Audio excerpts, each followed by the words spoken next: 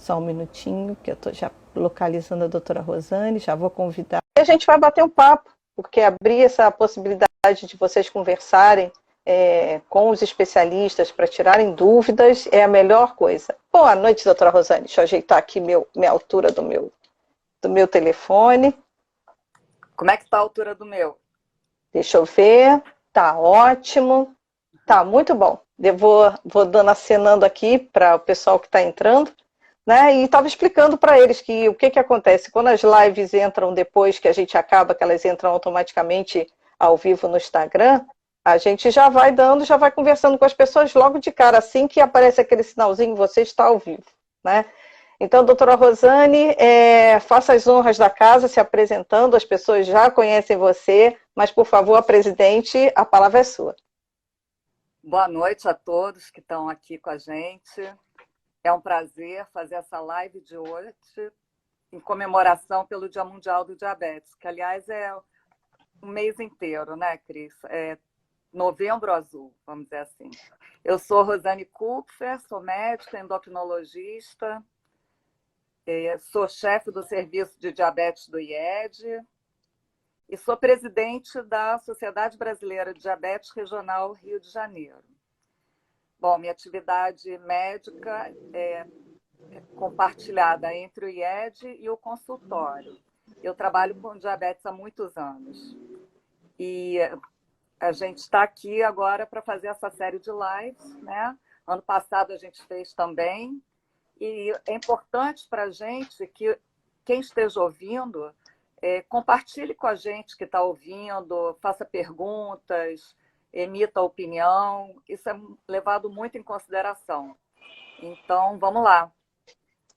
Eu até já estou acenando isso, estou acenando aqui para as pessoas, porque a participação delas, como você acabou de falar, é sempre muito importante, é fundamental. E o Dia Mundial do Diabetes, o mês de novembro, né, o Novembro Diabetes Azul, ele só consegue se projetar e conseguir alcance graças à união das pessoas, né? Todo mundo compartilhando informação segura, né, de fontes seguras.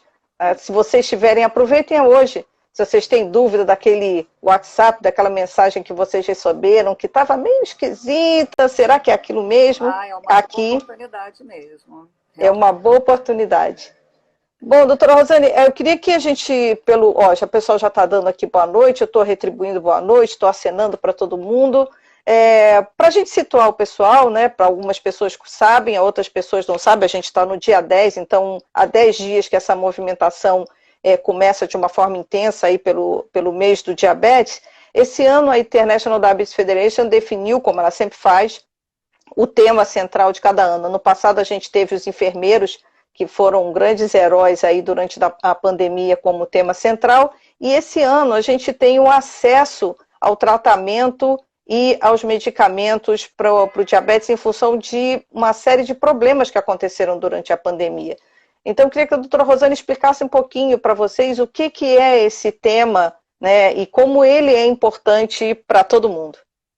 Eu fiquei muito feliz que eles consideraram esse tema como uma opção importante, porque o tema do acesso no Brasil já é bem conhecido de todos, as dificuldades, a gente vê as queixas, né, as reclamações, a gente que trabalha com o SUS, a gente sabe como é difícil o caminhar do paciente diabético até conseguir um bom atendimento, um bom acolhimento, ser atendido nas suas necessidades. Então, esse tema de acesso já é um tema bastante antigo para mim, né?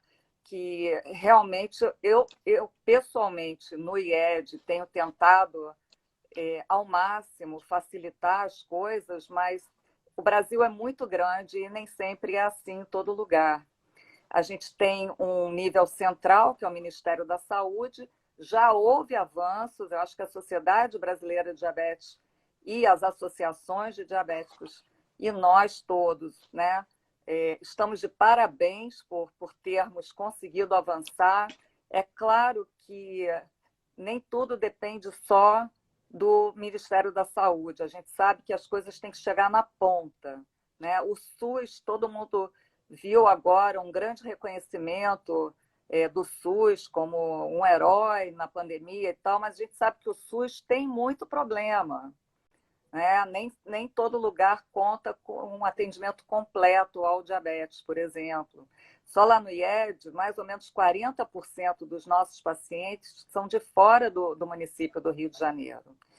Significando o quê? Que nessas cidades não há um tratamento adequado e especializado, nem o fornecimento, nem de insumos e nem de insulinas boas para os pacientes. Então, eles são, a porta de acesso é a unidade básica da cidade deles e a entrada no sistema de regulação.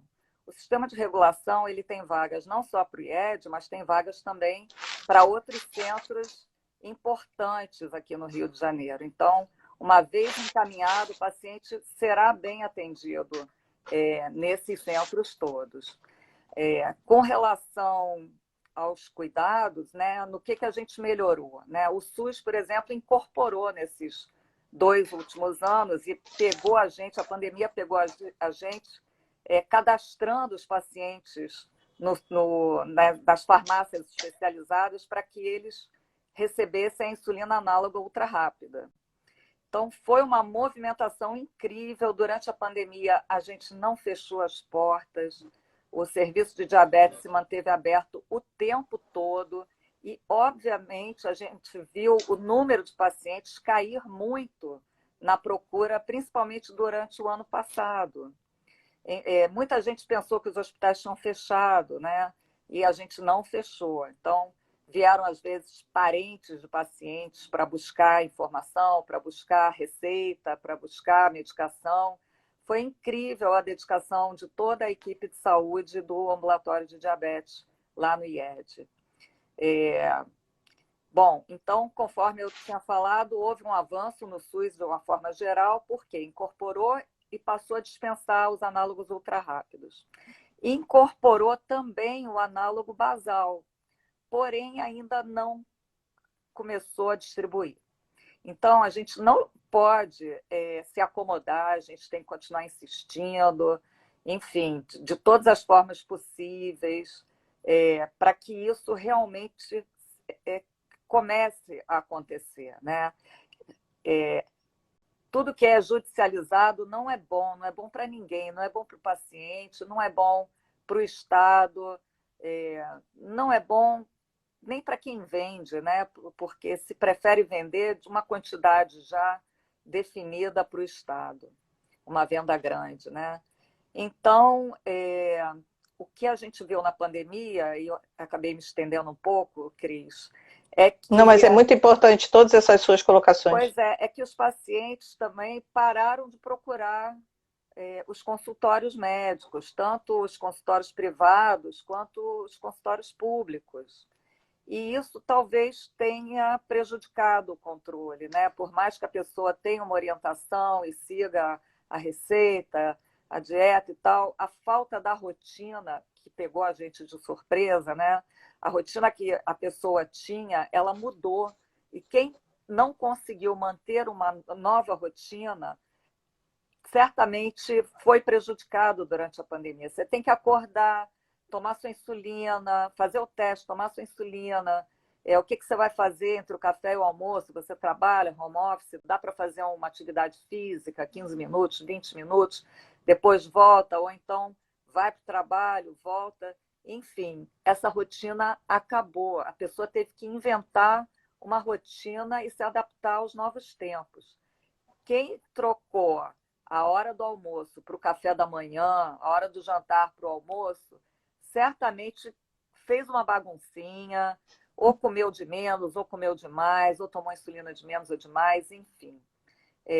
Importância da rotina, importância de voltar a comparecer aos consultórios o mais rápido possível para revisão e desconfiar que tem diabetes também e procurar assistência médica para fazer o diagnóstico da forma mais precoce possível, porque o tratamento mais precoce vai favorecer.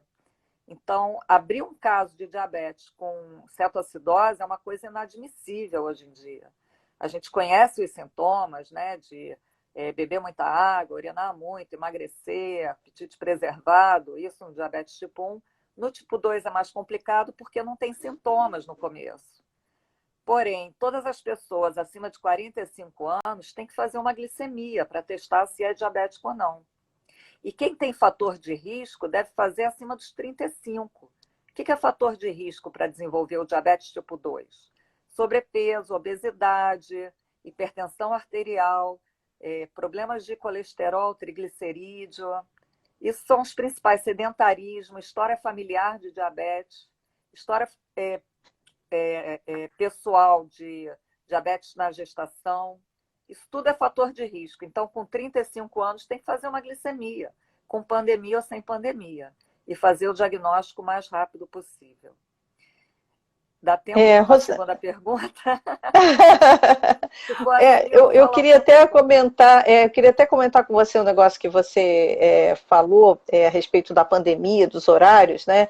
Em termos práticos, como é que o pessoal que bagunçou um pouco, porque tem uma turma que até se aproveitou do fato de ter que ficar no home office para melhorar a alimentação, passaram a cozinhar, né? Mas outras pessoas não. E eu acho que também o período longo demais, você começa muito bem, daqui a pouco você cansa um pouquinho, né?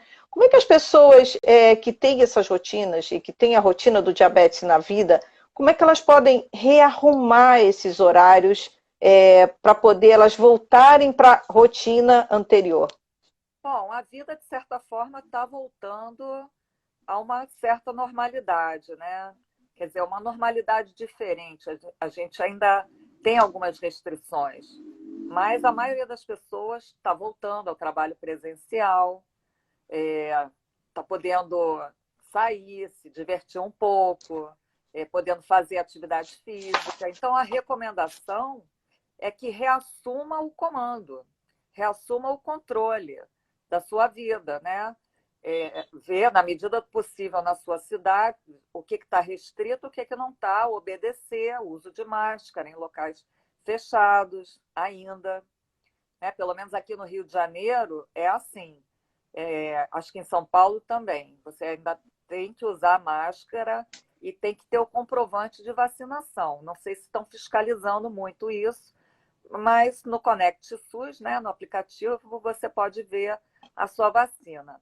Aqui no Rio, a vacinação avançou muito. O Rio de Janeiro está de parabéns. E, em paralelo a isso, caíram os casos de internação. Existem casos de Covid ainda. Essa semana mesmo eu vi 2 casos, mas muito leves. Fiquei até bastante surpresa com o grau de leveza que foi, né? Então, a pessoa ficou até irritada de ficar em casa mais tempo e tudo. Então, assim, na medida do possível, reassuma a sua rotina. Se você acordava às 7 horas da manhã, volte a acordar às 7 horas da manhã, mesmo que ainda não vá para o trabalho às 7h30, 8 horas. Começa a acordar na hora certa, começa a fazer os testes. Por favor, tome insulina rápida antes da refeição. Tá? Não aguento mais ver essa coisa de começou a comer, esqueceu e tomou depois. Hoje em dia, com o Libre, a gente vê tudo. Vocês veem também, né? Então, por que tomar depois? Vamos tomar antes, né? O efeito é muito melhor, a glicose cai mais rápido. Enfim, vamos reassumir os horários dos testes ou o horário regular das medicações, para quem não toma insulina e não faz teste. Vamos visitar o cardiologista, se for necessário, refazer os exames de risco cardiovascular, né, para os que têm indicação. Vamos voltar ao oftalmologista, vamos ver esse fundo de olho, como é que está. Né? Vamos fazer uma microalbuminúria, enfim. Vamos ver há quanto tempo as pessoas saíram dos protocolos e precisam voltar. Olha, aproveitando, a Pamela fez uma pergunta sobre mitos, né? Ela até fez uma questão aí de tomar chá. A gente até vai ter, gente, assim, nos próximos dias, fiquem de olho na programação da SBD Rio, que a gente vai ter uma live com a área de nutrição, com a Vilma, onde a gente vai falar sobre fake news, notícias para vocês ficarem tranquilas. Mas aproveitando essa colocação dela, você consegue, assim, dentro de tudo que você escuta com seus pacientes no hospital ou no consultório, algum mito que ainda, né, ou mais de um mito que mexa muito com eles, que faça até atrapalhar o tratamento? Ou então, o que a gente pode fazer para ignorar isso, mais ou menos? Tem aquela questão de quando o paciente lê a bula e vê que o medicamento é contraindicado no caso de diabetes. E o motivo é aquela ínfima quantidade de açúcar que tem no comprimidinho. Então, assim, perguntem ao médico se é realmente contraindicado, porque a maioria dos comprimidos tem algum grau de alguma glicose ali. Então, cuidado, né, para não achar que é contraindicado realmente no caso do diabetes. Algumas bulas ainda trazem essa mensagem, né? Então, cuidado. Agora, com relação a fake news, eu não sei Rosane, se eu eu vou só dar lido. um break aqui, Ah, porque a gente tinha guardado uma surpresinha para o pessoal e a surpresa já entrou. É que a gente trouxe quem tem diabetes também para estar aqui com a gente para tirar essas dúvidas. Então eu vou chamar aqui o Bruno, que está pelo perfil dele do Correndo pelo Diabetes, que já fez parte de ações ano passado e anos anteriores, para dividir aqui esse espaço e contar um pouquinho da experiência dele. Tudo bom? Já está tudo certinho, Bruno? Tudo em cima? Tudo bem. Vocês estão me escutando bem? muito bem. Muito bem, muito Agora, bem. o Bruno fez parte de ações esse ano também. A gente já Isso. fez uma ação juntas esse ano, que foi maravilhosa, deu muito resultado. Sem a presença dele, teria sido impossível. Ele fez a diferença. Bruno, então a gente faz as honras, a presidente aqui falou, queria que você se apresentasse para o pessoal. Bom, boa noite, é um imenso prazer estar aqui. A Rô sabe o quanto eu tenho esse carinho por ela e a SBD tem sido uma grande parceira. A revista também, Diabetes, tem sido uma grande parceira do Correndo pelo Diabetes nos últimos anos. E eu sou Bruno Hellman, eu sou maratonista, sou ativista da causa, vivo com DM1 há 8 anos e sou fundador e estou como presidente do Instituto Correndo pelo Diabetes, que é uma associação sem fins lucrativos que tem o objetivo de promover a saúde e a inclusão das pessoas com diabetes e seus familiares por meio daquilo que eu mais amo, sou suspeito para falar, que é a atividade física. Olha, a gente estava falando exatamente aqui agora, Bruno, de eventuais mitos, né, do diabetes. Eu acho que acho que já foi ultrapassado, mas aí eu preciso que vocês dois confirmem ou não, se realmente essa história da atividade física já entrou na cabeça do pessoal. Quer começar, Rô? Não, pode começar, pode começar. Cris, infelizmente não. Obviamente que a gente percebe cada vez mais, enfim, perfis e médicos, inclusive, falando a respeito, incentivando que os seus pacientes pratiquem, mas como os próprios estudos indicam, o sedentarismo é uma pandemia crescente no Brasil, principalmente. E, tendo em vista a questão do diabetes especificamente, eu enxergo duas barreiras. A primeira, que é da população de uma forma geral, população leiga, ainda aquela visão arcaica que a pessoa com diabetes, independentemente do tipo, é uma pessoa limitada, uma pessoa que precisa ficar reclusa, uma pessoa que não pode ser fisicamente ativa. E o segundo, eu enxergo as próprias pessoas com diabetes, e daí, infelizmente, as que mais são prejudicadas são aquelas que estão longe dos grandes centros, que não têm acesso a um IED da vida, que não têm acesso à informação, não têm acesso a profissionais que têm, de fato, conhecimento, que as pessoas deixam de praticar atividade física com medo, principalmente, das hipoglicemias. Então, por mais que dentro da academia, por mais que dentro das diretrizes seja da IDF, seja da SBD, é preconizado a atividade física como um dos principais pilares, ainda no senso comum e no dia a dia da população que vive com diabetes, eu enxergo que ainda tem esse medo, esse receio, esse preconceito. Vou complementar, porque estou de acordo com tudo que ele falou. Eu trabalho já há muito tempo com diabetes, eu acompanho pacientes assim há 20, 30 anos, o mesmo paciente.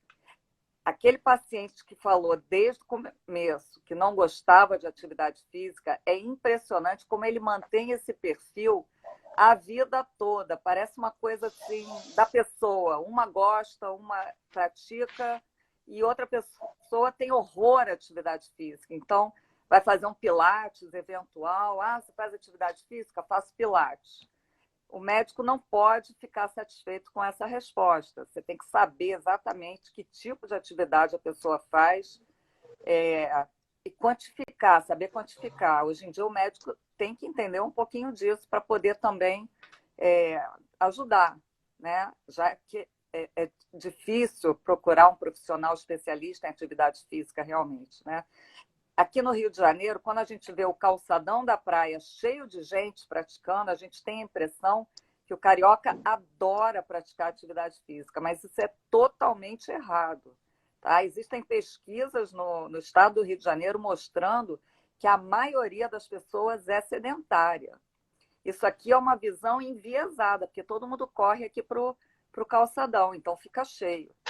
Mas, na verdade, as academias também cheias, mas lá fora tem muito mais gente não praticando do que gente praticando.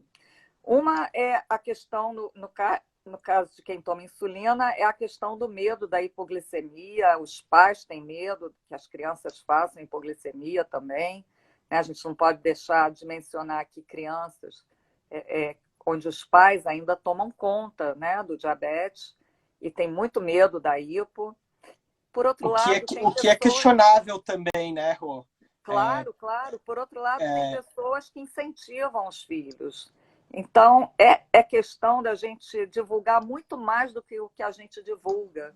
A gente tem que fazer mais, não pode ser novembro diabetes, tem que ser um ano inteiro. E dar acesso a essas pessoas, como o Bruno falou, a terem a informação de boa qualidade, né? Chegaram duas colocações aqui muito interessantes, aí eu queria passar uma para cada um. Uma é a doutora Emanuele Duarte, falando que a maior dificuldade dela é conseguir fazer com que os pacientes pratiquem, né, que incorporem a atividade física na rotina delas. E a outra que aí eu acho que eu passo essa para a Rosane e depois para o Bruno, alguma dica para dar o primeiro passo, né? A primeira passada, a primeira caminhada, a primeira corrida, né? Então, vou dividir aí uma pergunta para cada um. Rosane. Não, existem diversos tipos de atividade física. Tem muita gente fazendo por vídeo até durante a pandemia. Até minha mãe fez muita atividade física por vídeo. Claro que não é a mesma coisa do que você sair, desfrutar de um ambiente acolhedor, livre, né? Respirar ar puro.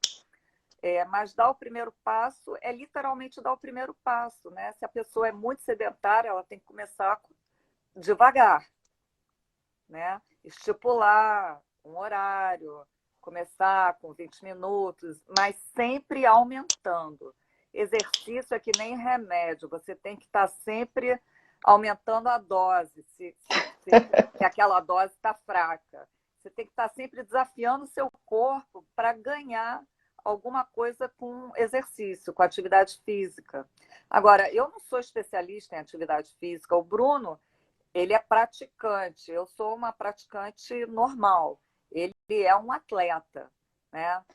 Claro. Bruno, qual foi o seu primeiro passo? Pois é, vamos lá, Bruno. Isso é muito interessante. Eu conheço essa história. Só para não criar falsas expectativas em quem está assistindo a gente, o Bruno é um atleta amador, tá? Bem longe de treinar ou participar de competições a fim de disputar as primeiras colocações. Acho que a minha principal conquista é me tornar uma versão melhor de mim mesmo a cada desafio. mas eu acredito que o primeiro passo, eu diria que são dois. O primeiro deles é ter um objetivo concreto. Eu odiava a corrida, eu comecei a treinar com o objetivo de completar uma maratona com meu pai. E depois que eu completei essa maratona, virou um vício, virou uma paixão. Então, ter um desafio, seja fazer os 30 minutos semanais para completar, concluir os 150 minutos, desculpa, 30 minutos diários para completar os 150 minutos semanais mínimos preconizados pela OMS, seja fazer 5 quilômetros, seja dançar por 1 hora, independentemente de qual seja a atividade física, começar com uma meta que seja factível, né? Ela ajuda muito nesse processo de estímulo. Eu, obviamente, tinha lá a longo prazo o objetivo da maratona, mas até chegar à maratona eu estabeleci metas menores e atingíveis, como 5, 10, 15, 21 quilômetros e assim por diante. Então, primeira dica é tenha metas, objetivos concretos. E o segundo é treinar, geralmente, é chato, ainda mais no começo, quando você tem aquela resistência, ou como a própria doutora Rosane falou, que tem, enfim, algumas pessoas que ela acompanha que desde o início manifestaram o descontentamento ou o desprazer com a atividade física. Se você treina com outras pessoas e você tem o apoio de outras pessoas, isso faz toda a diferença. Então, deixo aqui tanto o convite para a doutora Emanuele quanto para a própria Pamela, que o Correndo pelo Diabetes, entre outras organizações, mas o Correndo pelo Diabetes justamente tem esse intuito de aproximar pessoas que não têm essa familiaridade com a atividade física e que precisam de um estímulo e, mais do que isso, um acompanhamento profissional, né?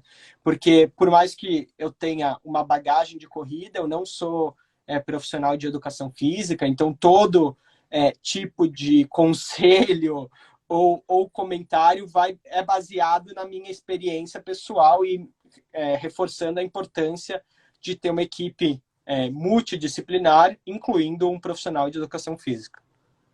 Eu queria Vocês só acham... ressaltar um detalhe da atividade física. Os exercícios de resistência, eles são muito importantes para o paciente com diabetes, tá? Principalmente os mais velhos, né? Os idosos, hoje em dia, é recomendado fazer exercício de resistência, que é a velha musculação. Isso é muito importante para manter a massa óssea, para manter o equilíbrio e para manter também a sensibilidade à insulina. Melhora o diabetes, o exercício de resistência. Ele pode piorar ali, naquele momento que a pessoa faz, a glicemia até sobe um pouquinho. Mas no médio e longo prazo, ele melhora muito. É muito recomendado também. Por acaso vocês acham que quando vocês falaram em estabelecer metas, né? Vocês acham que quando a gente coloca para começar uma meta já lá em cima, ela pode ser desestimulante para você começar? Sem dúvida, a gente vê isso quando a pessoa tem que emagrecer. Às vezes é uma pessoa que tem que emagrecer 30 quilos. Ela não pode começar com essa meta. A meta é muito difícil de ser atingida num primeiro momento. Ela tem que começar com alguma coisa assim, mais factível, como o Bruno falou, e depois traçar novas metas.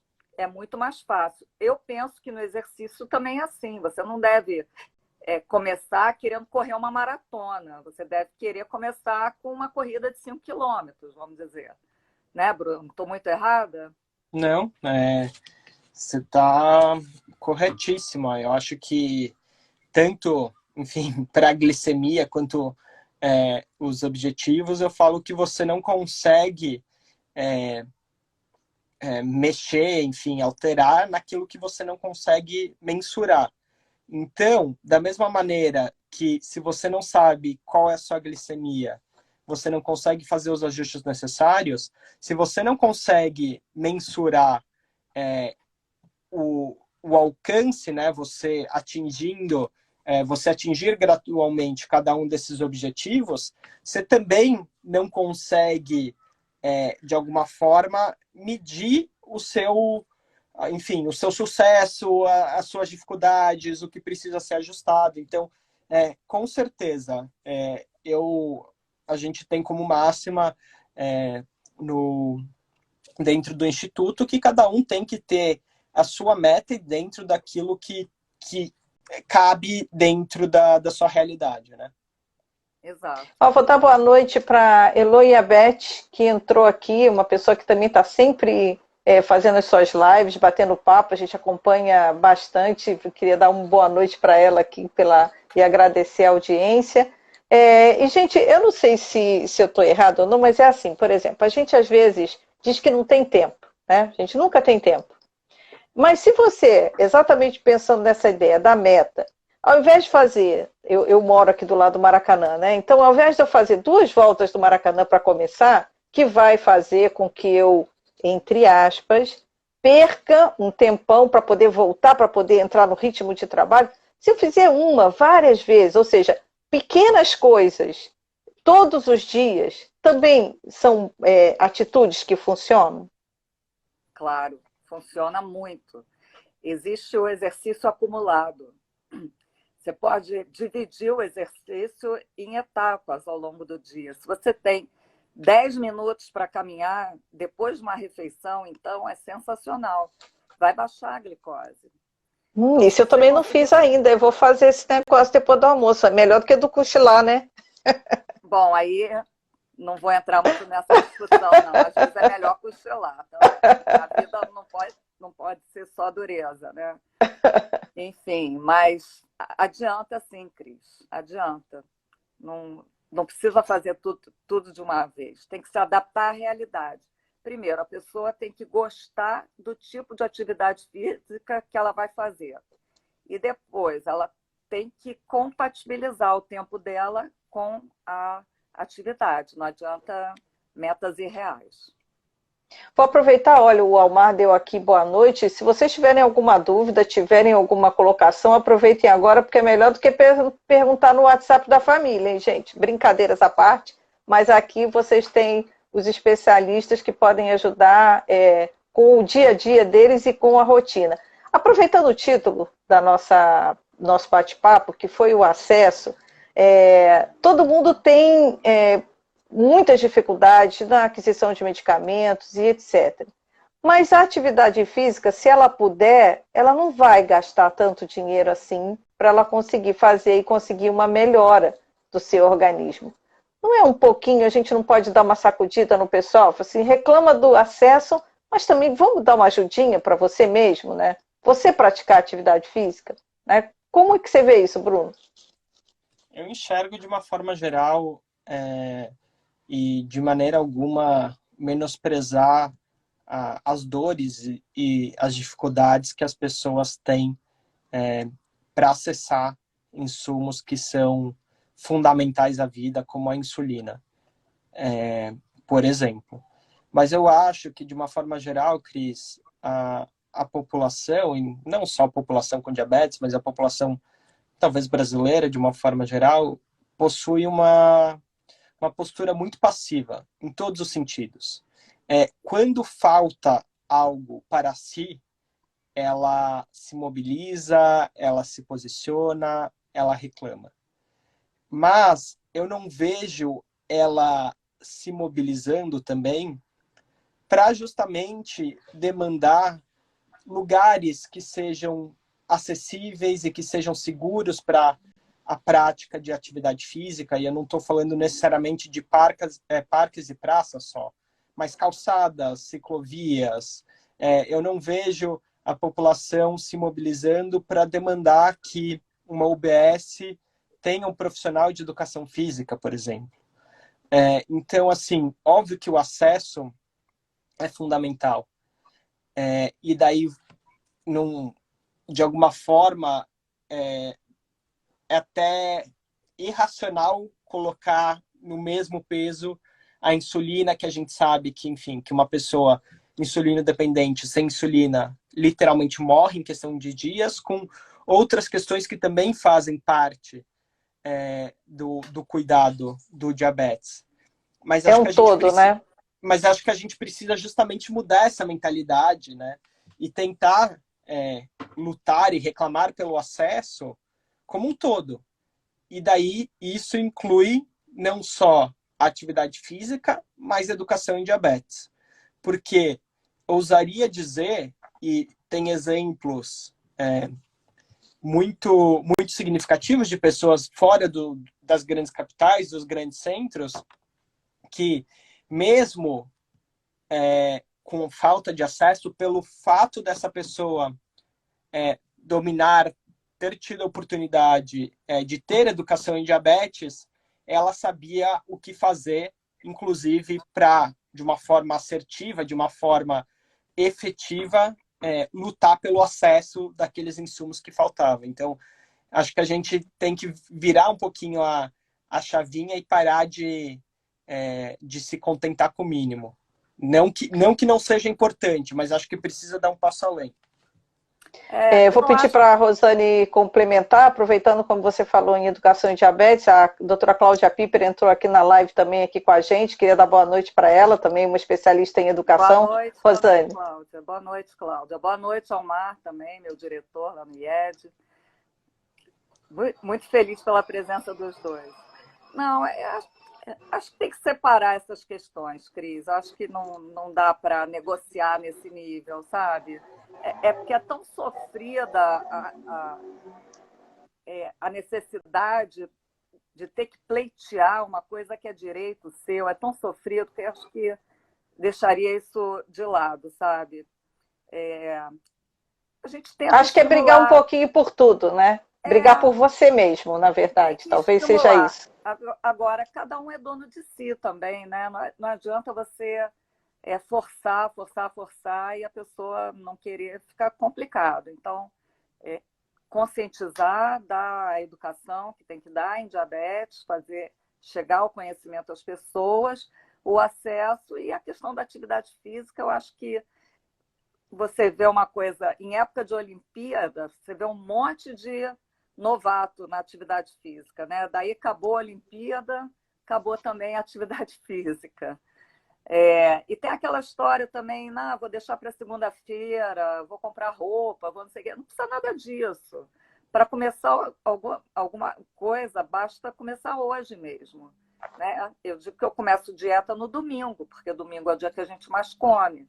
Então, é a minha estratégia.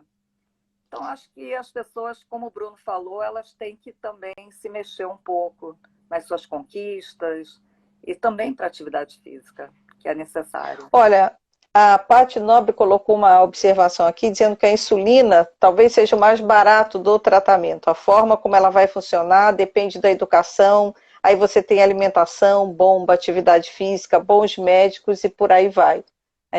Eu acho que é um conceito, eu acho que até assim, quando a gente fala de educação em diabetes, por exemplo, isso que a gente está fazendo aqui também, dividindo com as pessoas, é educação em diabetes, claro. Dividir a experiência de cada um de nós, né? Saber ser bons contadores de histórias. Então, de repente, alguém que está aqui, está vendo a Rosane estimular e fala assim, puxa, é mesmo, acho que eu posso, o Bruno está fazendo atividade física, eu vou tentar me inspirar um pouquinho nele. A gente como é que vocês podem ser fontes de inspiração?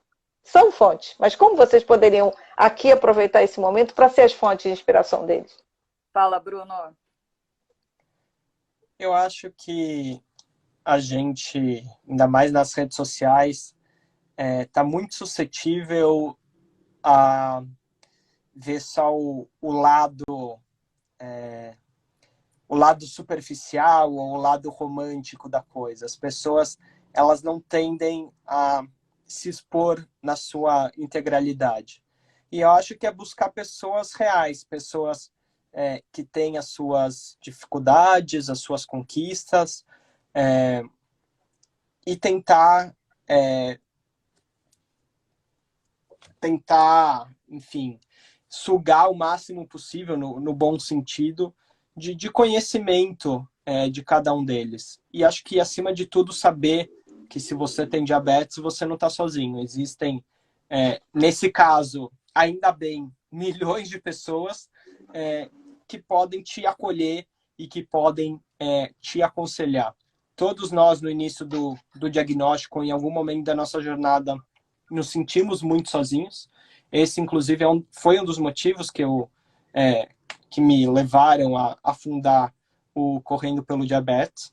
Então, também é buscar apoio, seja por meio de outras pessoas que também têm o mesmo diagnóstico, da equipe médica, dos seus familiares.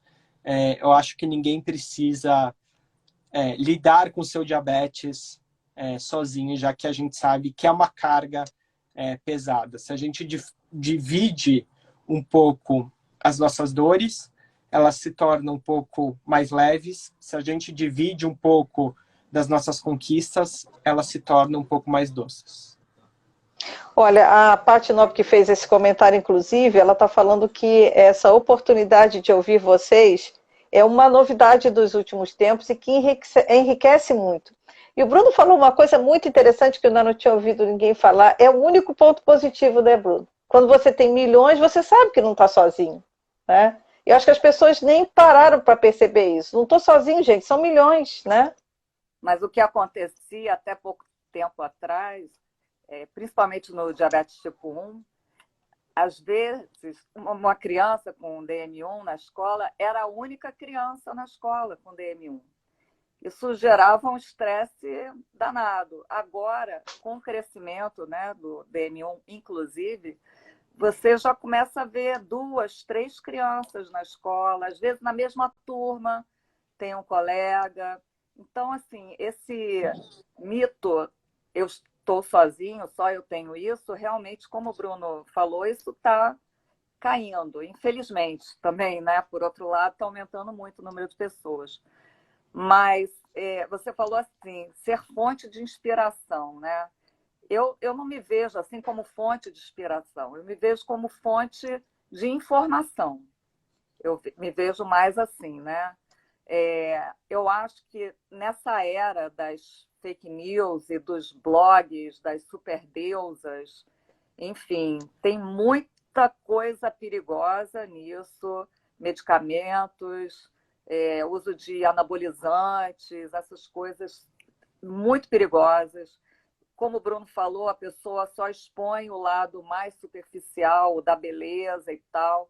Por dentro, somos todos iguais, gente. Somos todos humanos. Todos sofremos, todos temos dores, todos temos desafios, temos medos. E todos temos tudo isso. E nem sempre somos bonitos, né? Tem dia que a pessoa está mais cansada. Cada um o seu estilo. Não, mas assim, às vezes você está mais cansado um dia, não está a fim de se arrumar e tal. Enfim, é muito perigoso esse tipo de segmento, né, que a gente tem hoje das super tops, os super tops.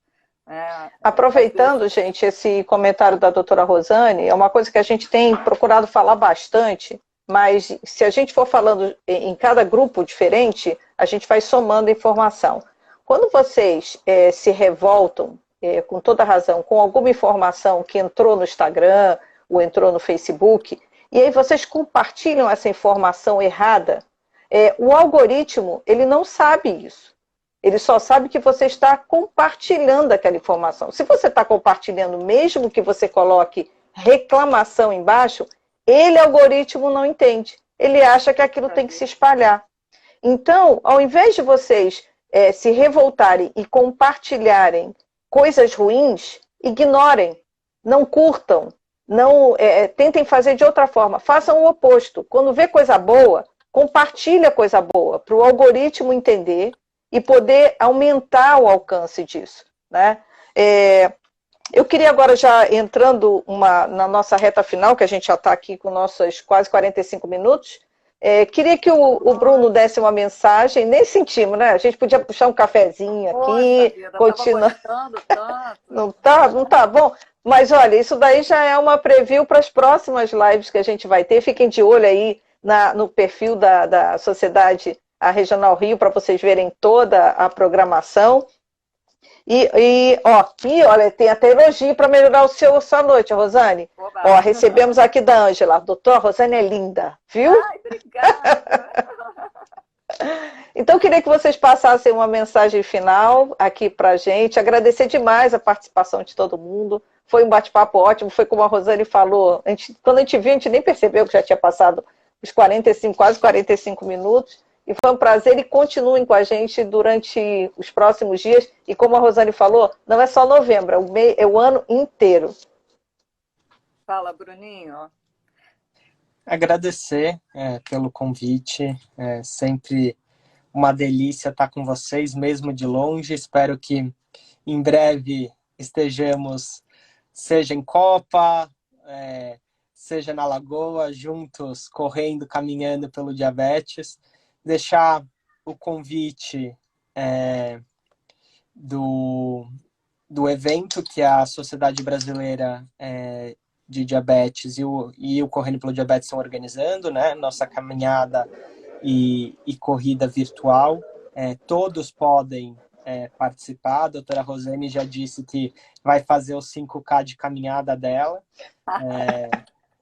E o importante é que a gente vista a camisa literalmente por essa causa e que a gente consiga mobilizar e levar para o maior número de pessoas possível, né? A gente costuma falar que pregar para convertido é fácil, então se cada um de vocês trouxer um aliado para essa luta, para essa batalha, né? Que é o diabetes, que é esse diagnóstico que, infelizmente, cada vez mais vai afetar milhões de brasileiros, a gente tende a ter qualidade de vida, tratamento mais digno, pessoas mais felizes e uma sociedade melhor. Então, para encerrar aqui, vou deixar um grande beijo para a pequena Valentina, que, apesar do pouco tempo de diagnóstico, é um grande exemplo de uma menina feliz, de uma menina saudável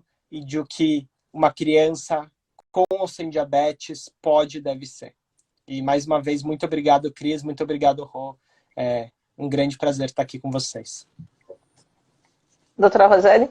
Bom, eu vou devolver, dizer que o prazer foi meu. Estar com a Cris, estar com o Bruno. Queria agradecer, Bruno, por ter aceitado num dia tão complicado. Você está presente aqui com todos os problemas que a gente sabe que você teve e com tanto trabalho para fazer nesse meio tempo pelos pacientes com diabetes. Cris, já que o tema é acesso, eu queria deixar uma mensagem aqui das pessoas continuarem nas suas lutas, para não desistirem. Que tem gente que está com vocês. Eu conheço mais gente que está. Vamos conquistar mais coisas, né? Não vamos nos acomodar. Assim como eu, outras pessoas querem ajudar e vamos em frente, tá? Vocês não estão sozinhos, a gente está fazendo o máximo que a gente pode e a gente está conseguindo dar alguns passos. Então, não se acomodem, ok? Estamos aqui. Bom, gente, obrigada. Obrigada pela companhia, pelo bate-papo, pelo carinho de todo mundo, pelas mensagens simpáticas, os boa noite, tudo que vocês tiveram, a doutora Rosane e o Bruno, e a gente fica esperando vocês aqui nos próximas lives. Não deixem de ficar olhando a nossa programação. E lembrem, o algoritmo não sabe o que é fake news, ele acha que é notícia. Então, se tiver que compartilhar, compartilhe a notícia aqui do perfil da Sociedade Brasileira de Diabetes, seja no Rio de Janeiro, tá bom? Gente, boa noite, um grande beijo para todos vocês e até a próxima.